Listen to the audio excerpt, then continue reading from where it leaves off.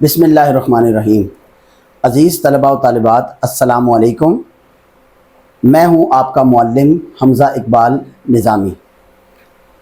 Khurram foundation की एक और वीडियो में आपका खैर मक़दम किया जाता है। आपको खुशामदीद और वेलकम कहा जाता है। जैसा कि आप सबको मालूम है कि खुरम फाउंडेशन ने शोबा उर्दू से मुताल्लिक भी लेक्चर्स का इनेकाद किया है और आज का लेक्चर भी उसी सिलसिले की एक कड़ी है। तो आज जो लेक्चर आपके सामने यहाँ मौजूद है, आपको नज़र आ रहा होगा, ये इसका उन्वान है शेरी इस्तिलाहात और उर्दू ग्रामर से इसका ताल्लुक़ है। जमात नहम और दहम के लिए यानी कि 9th और 10th क्लास के लिए जो शेरी इस्तिलाहात हैं, आज के लेक्चर में हमने वो पढ़नी है। तो सबसे पहले देखिए कि हमें ये जानना है कि शेरी इस्तिलाहात होती क्या हैं। तो यहाँ पर मैंने इनकी तारीफ़ लिखी हुई है। ऐसी इस्तिलाहात जो गज़ल या नज़म या शेर को तरतीब देने के लिए इस्तेमाल हों, शेरी इस्तिलाहात कहलाती हैं। अच्छा, गज़ल, नज़म या शेर, देखिए जब शेर जो है और उसकी भी इकाई शेर की भी मिसरा है। मिसरे से जो है वो बुनियादी तौर पर हमारी पूरी शेरी इस्तिलाहात का आगाज़ होता है और शेरी इस्तिलाहात का जो इख्तिताम है वो जाकर मक्ता पर होता है। तो सबसे पहले हमने जिस चीज़ को देखना है और समझना है वो है मिसरा। अच्छा, ये जान लीजिए कि आपकी शेरी इस्तिलाहात आपके पेपर में MCQs यानी कसीरुल इंतखाबी सवालात, जो कि आपके पेपर का पहला सवाल होता है और 15 नंबर के होते हैं, उनमें इनकी सबसे ज़्यादा हैसियत है। करीबन हर पर्चे में ये देखा गया है कि 2 से 3 सवालात कसीरुल इंतखाबी यानी MCQs इन शेरी इस्तिलाहात में से शामिल होते हैं। उसके अलावा आपके सवाल नंबर 2 का हिस्सा नंबर जीम यानी कि आपका क्वेश्चन नंबर 2 का पार्ट नंबर जीम जो कि आपके पेपर में आता है, वो सवालात व जवाबात का होता है। ग्रामर के सवालात व जवाबात का 8 नंबर का वो सवाल होता है और हर एक सवाल के 2 नंबर होते हैं। उसमें भी इसकी बड़ी हैसियत है, यानी कि अगर आपसे क्वेश्चन पेपर में ये भी पूछा जा सकता है कि मिसरा और शेर में एक एक मिसाल देकर फ़र्क बताइए, तो जनाब उसमें आपके 2 नंबर होंगे। एक मिसाल आप मिसरा की देंगे और एक मिसाल आप शेर की देंगे, ठीक है। और फिर उसके बाद आप इनकी डेफिनेशन जब लिखेंगे तो इनमें कंपैरिजन यानी कि इनका मवाजना, इनमें फ़र्क पैदा हो जाएगा। तो ये मिसरा जो है आपने और शेर, इन दोनों का जब आप तकाबुल करेंगे या इनमें फ़र्क करेंगे या मुआजना या कंपैरिजन करेंगे तो जनाब उस वक्त आपका 1 नंबर वहाँ से होगा। तो ये 2 नंबर का सवाल है। इसी तरह से रदीफ़ और काफ़िया में एक एक मिसाल मांगकर फ़र्क भी मांगा जा सकता है।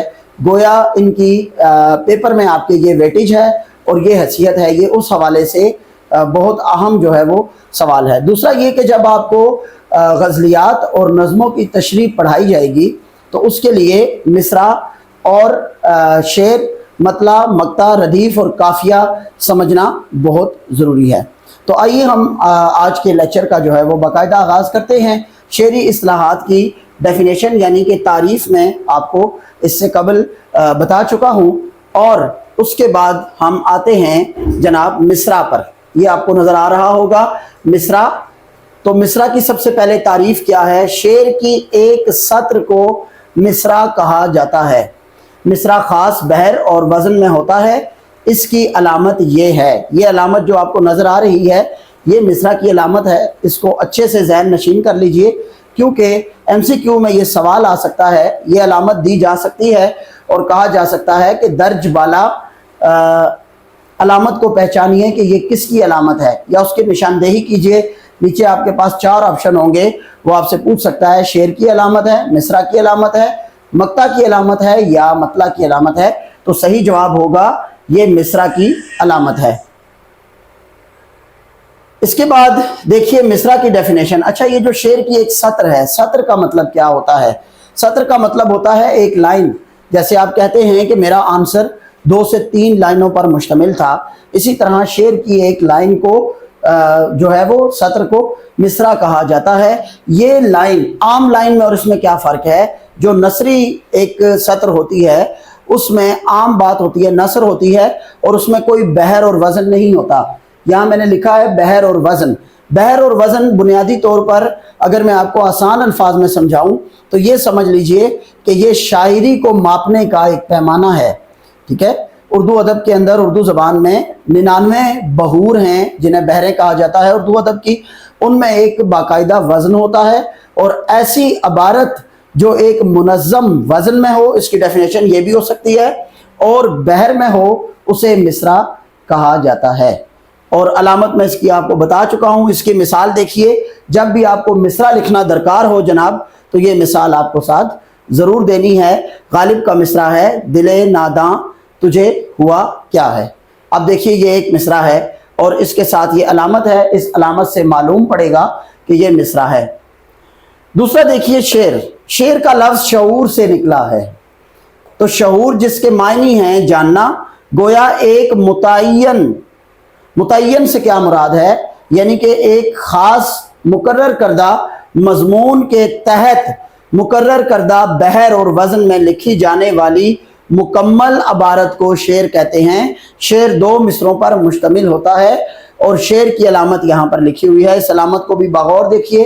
یہ علامات بارہا دیکھا گیا ہے کہ MCQs میں پوچھی جا چکی ہیں، یہ آپ کے اس حوالے سے بہت زیادہ ضروری ہیں۔ چونکہ جب سے بورڈ نے یہ SLO متعارف کروائے ہیں تو انہوں نے اردو گرامر کو تھوڑا سا بڑھا دیا ہے مزید، اور اردو گرامر کو انہوں نے تھوڑا ڈیٹیل میں آپ سے جو ہے وہ پوچھنے کی صحیح کی ہے، جو کہ ایک اچھا قدم ہے فیڈرل بورڈ کا۔ اس کے تحت یہ تمام لیکچر جو ہے وہ آپ کو پڑھایا جا رہا ہے۔ اچھا، شعر شعور سے نکلا ہے، یہ میں آپ کو بتا چکا ہوں، گویا اس کے معنی ہے جاننا۔ اب متعین بحر اور متعین وزن میں ایک لکھے جانے والی عبارت اور پھر اس کا ایک مضمون ہوتا ہے، وہ شعر کہلاتی ہے۔ اگر اسی مصرے کے ساتھ میں اس کا دوسرا مصرع لگا دوں، دل ناداں تجھے ہوا کیا ہے، آخر اس درد کی دوا کیا ہے، تو جناب یہ مکمل شعر جو ہے وہ بن جاتا ہے۔ اس کے بعد ہم آتے ہیں ردیف پر۔ ردیف کیا ہوتا ہے؟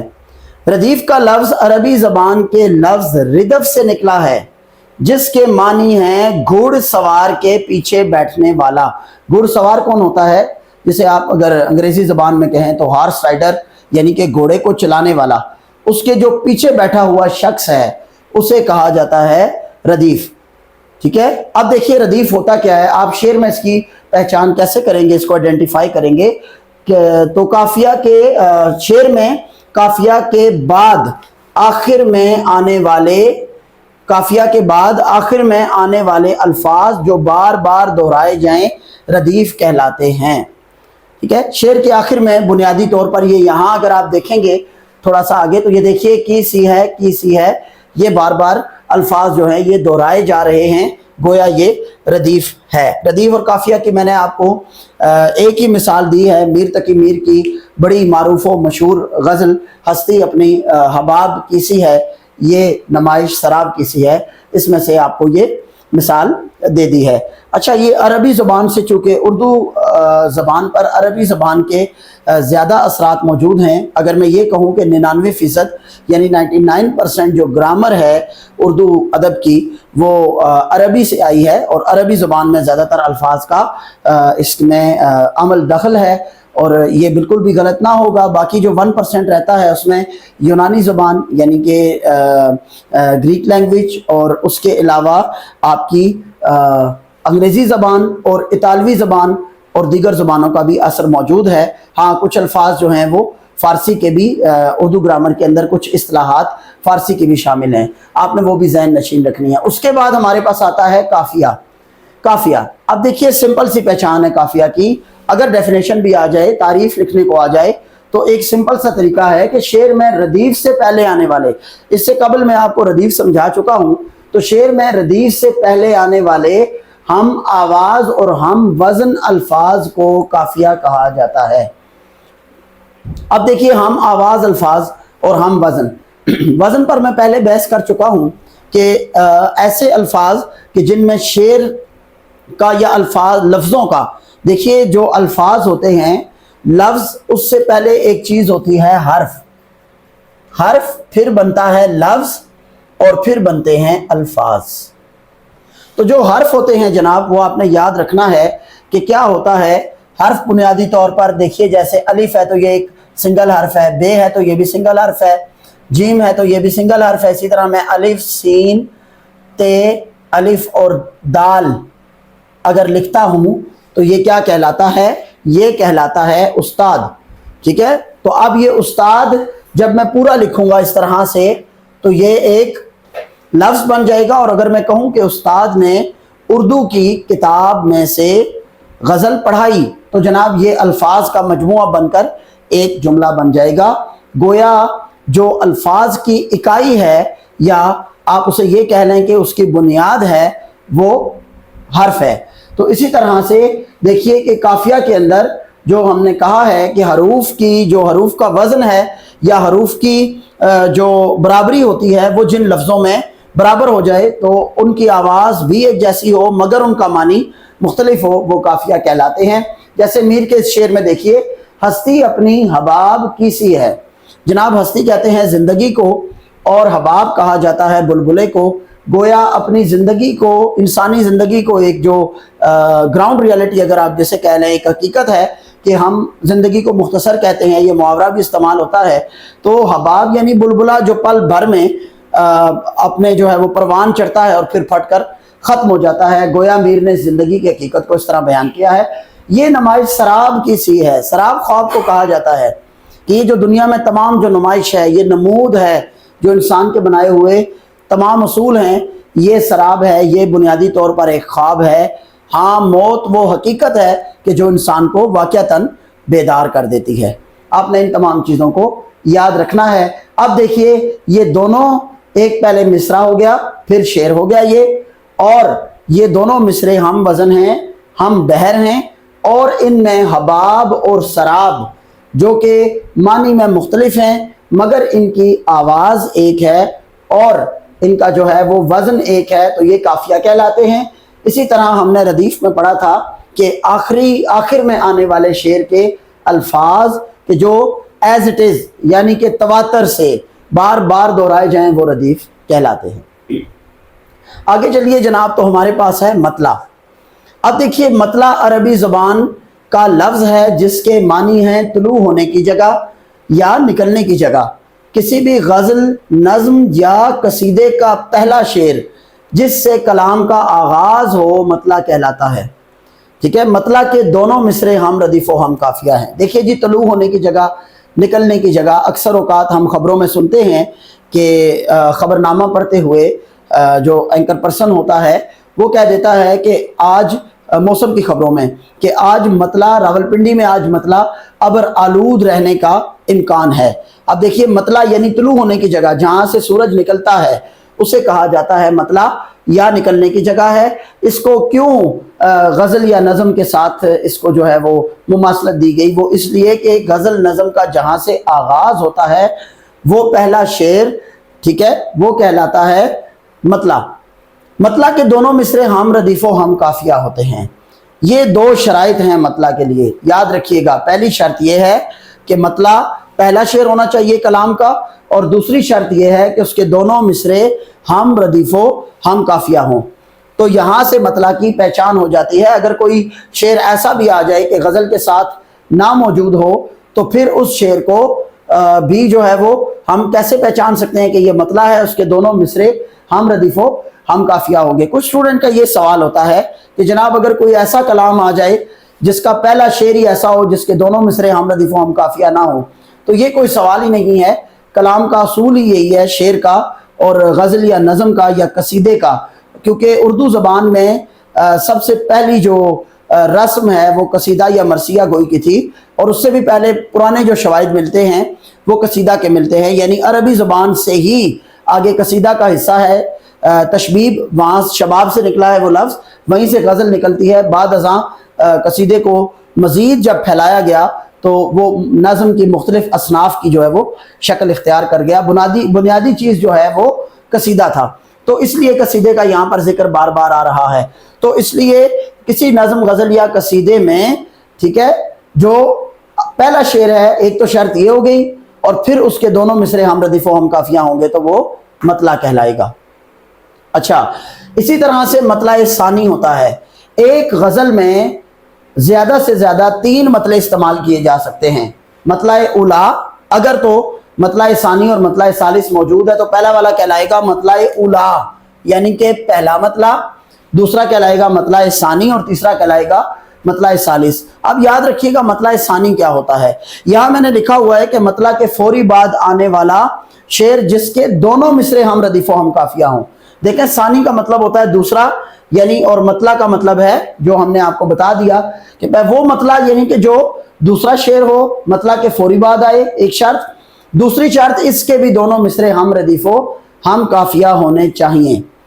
इसी तरह से मतला सालिस है। सालिस का लफ्ज़ अरबी ज़ुबान के लफ्ज़ सुलुस से निकला है, जैसे ट्रायंगल होती है, इसे भी सालिसा यानी 3 इसका मतलब है। यानी कलाम में ऐसा शेर जो मतला सानी के फौरी बाद आ जाए, ठीक है, वो कहलाता है मतला सालिस। और फिर उसके लिए भी ये शर्त है कि उसके दोनों मिसरे हम रदीफ व हम काफिया होने चाहिए। ये उर्दू अदब का हुस्न है, उर्दू गज़ल का हुस्न है, इन्हें ये कहा जाता है।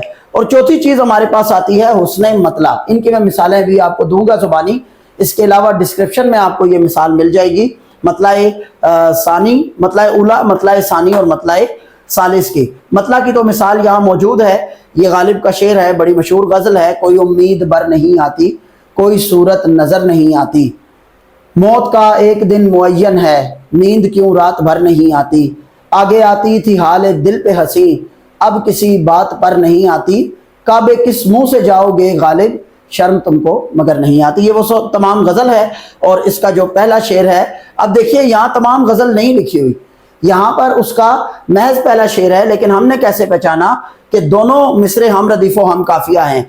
इनमें रदीफ क्या है, ये देखिए, बर और नज़र, ये हो गया हमारे पास काफिया, और नहीं आती, नहीं आती हमारे पास रदीफ है। बर और नज़र काफिया होगा, नहीं आती और नहीं आती ये हमारे पास रदीफ होगा, लिहाजा ये हमें यहाँ से समझ आती है।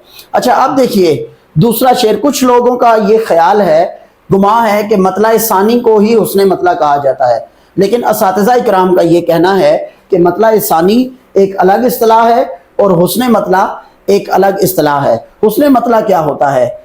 हुस्न मतला बुनियादी तौर पर इसका ये नाम ऐसा है, लेकिन कुछ लोग कहते हैं कि ये मतला का हुस्न है, ठीक है, और ये बात भी दुरुस्त है कि ये मतला का हुस्न है। कुछ कुछ शवाहिद उर्दू ग्रामर के अंदर असातिज़ा के इसके मुतल्लिक भी मिलते हैं कि ये मतला का ही हुस्न है। वो हुस्न कैसे बनता है ये मतला का? मतला के फौरी बाद आने वाला वो शेर जिसके दोनों मिसरे हम रदीफ व हम काफिया ना हो, वो क्या कहलाता है? हुस्न मतला कहलाता है। और जिसके दोनों मिसरे मतला के फौरी बाद आ रहा हो, हम रदीफ व हम काफिया हो, वो मतला सानी कहलाता है। अब मैं आपको इनकी मिसालें देता हूं। सबसे पहले हुस्न मतला की मिसाल पे आ जाएं।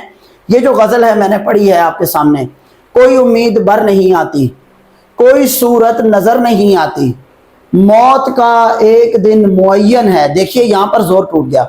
अब यहां पर पहले मिसरे में, यानी दूसरे शेर के, गजल के दूसरे शेर के पहले मिसरे में रदीफ और काफिया नहीं है। नींद क्यों रात भर नहीं आती। अब देखें इसी दूसरे शेर के दूसरे मिसरे में रदीफ और काफिया मौजूद है, और वो रदीफ और काफिया इस पहले शेर के दोनों मिसरों के साथ मिल रहा है। ये होता है हुस्न मतला। अब आइए जनाब मतला सानी पर। मतला सानी के लिए मैं आपको जिगर मुराद आबादी की गज़ल और हज़रत पीर नसीरुद्दीन नसीर शाह साहब की बड़ी मारूफ गज़ल है, वो उसके मिसाल देना चाहूँगा।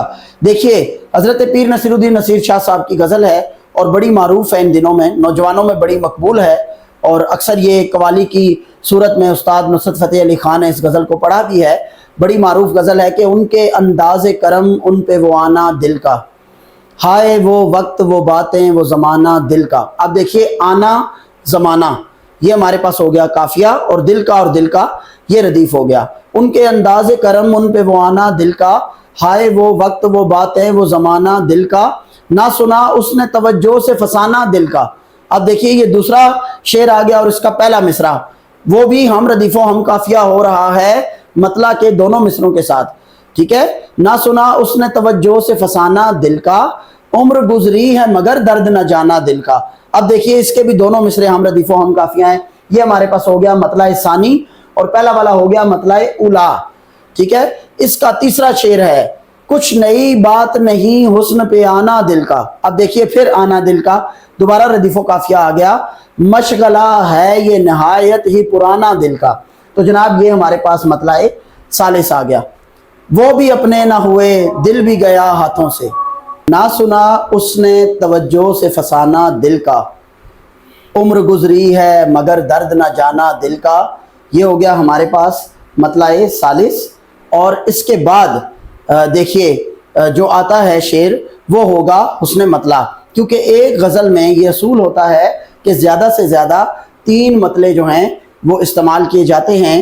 اور جو حسن مطلع ہے وہ تو ایک سمجھ لیجئے کہ قدرتی طور پر اس نے تو آنا ہی آنا ہے. اگر یہ 2 بھی مطلع نہ ہوں گے مطلع ثانی اور مطلع ثالث تو حسن مطلع تو موجود ہوگا، مطلع تو موجود ہوگا. اس لیے زیادہ سے زیادہ ایک غزل میں جو ہے وہ 3 مطلع ہوتے ہیں. اسی طرح سے اس کا چوتھا شعر ہے کہ وہ بھی اپنے نہ ہوئے دل بھی گیا ہاتھوں سے. اب یہاں دیکھیے یہاں پہلے مصرے میں ردیف و قافیہ کا زور ٹوٹ گیا. وہ بھی اپنے نہ ہوئے دل بھی گیا ہاتھوں سے، ایسے آنے سے تو بہتر تھا نا آنا دل کا. تو یہ یہاں پر آپ کو یہ سمجھ آ جانی چاہیے کہ مطلع ثانی چاہے جتنے بھی مطلع آ جائیں، مطلع اولائے مطلع ثالث ہو اور مطلع ثانی بھی اگر موجود ہے، ثانی اور ثالث بھی غزل میں، تو پھر بھی جو ان کے فوری بعد آئے گا، کسی بھی مطلع کے فوری بعد آنے والا وہ شعر جس کے دونوں مصرے ہم ردیف و ہم قافیہ نہیں ہیں وہ حسن مطلع ہوگا. تو آخر میں ہمارے پاس ہے مقطع. ہاں اس سے پہلے ایک اور مثال بھی آپ کو دیتے چلیں تاکہ آپ کو یہ ٹاپک بہت اچھے سے سمجھ آ جائے. جگر مراد آبادی کی پچھلے سال جو 10th کلاس کی بک تھی، چونکہ اس سال وہ چینج ہوئی، اس میں جو ہے جگر مراد آبادی کی ایک بڑی مشہور غزل ہے کہ ہم کو مٹا سکے یہ زمانے میں دم نہیں، ہم سے زمانہ خود ہے زمانے سے ہم نہیں. اب دیکھیے جناب یہاں پر دونوں مصرے ہم ردیف و ہم قافیہ آگے. غزل کا پہلا شعر ہوا تو شرط لگ گئی مطلع کی، لہذا یہ مطلع ہے. اسی طرح ہم کو مٹا سکے یہ زمانے میں دم نہیں، ہم سے زمانہ خود ہے زمانے سے ہم نہیں، بے فائدہ علم نہیں بیکار غم نہیں، توفیق دے خدا تو یہ نعمت بھی کم نہیں. اب یہاں پر دیکھیے کہ دونوں مصرے ہم ردیف و ہم قافیہ آگے اور شعر کون سا ہے؟ مطلع کے فوری بعد والا دوسرا شعر ہے، تو لہذا یہ مطلع ثانی ہوگا یعنی دوسرا مطلع ہوگا. میری زبان پہ شکوہ اہل ستم نہیں، مجھ کو جگا دیا یہ احسان کم نہیں. اب دیکھیے یہاں پر پھر دونوں مصرے ہم ردیف و ہم قافیہ آ گئے اور شرط کیا لاگو ہوئی کہ یہ تیسرا شعر آ گیا غزل کا اور دونوں مصرے ہم ردیف و ہم قافیہ ہیں اور مطلع ثانی کے فوری بعد آ گیا، لہٰذا یہ مطلع ثالث ہے. اس کے بعد اس نے کہا کہ شکوہ تو ایک چھیڑ ہے لیکن حقیقتاً تیرا ستم بھی تیری عنایت سے کم نہیں. اب دیکھیے یہاں پر پہلے مصرے میں زور ٹوٹ گیا ردیف و قافیہ کا، لہٰذا یہ حسن مطلع ہے. آگے چلیے جناب مقطع پر. ہمارا آج کی اس پوری نشست کا آخری موضوع ہے، آخری ٹاپک ہے اور شعری اصطلاحات کا بھی یہ آخری موضوع ہے.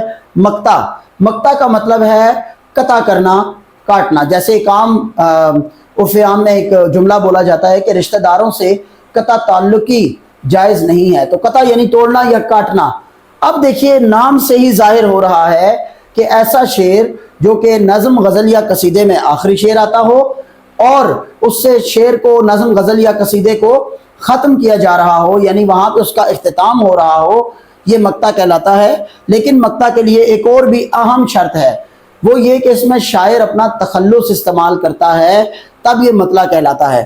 اگر شاعر کا اس میں تخلص نہیں ہوگا تو یہ مقطع نہیں کہلائے گا بلکہ یہ آخری شعر کہلائے گا. مقطع یہ اس وقت کہلائے گا کہ جب شاعر اس میں اپنا تخلص استعمال کرے گا، اور اگر وہ تخلص استعمال نہیں کرتا تو یہ آخری شعر کہلائے گا. یعنی جس طرح مطلع کے لیے 2 شرائط تھی، ایک تو پہلا شعر ہونا ضروری تھا نظم غزلیہ قصیدے کا اور پھر دونوں مصرے ہم ردیف و ہم قافیہ.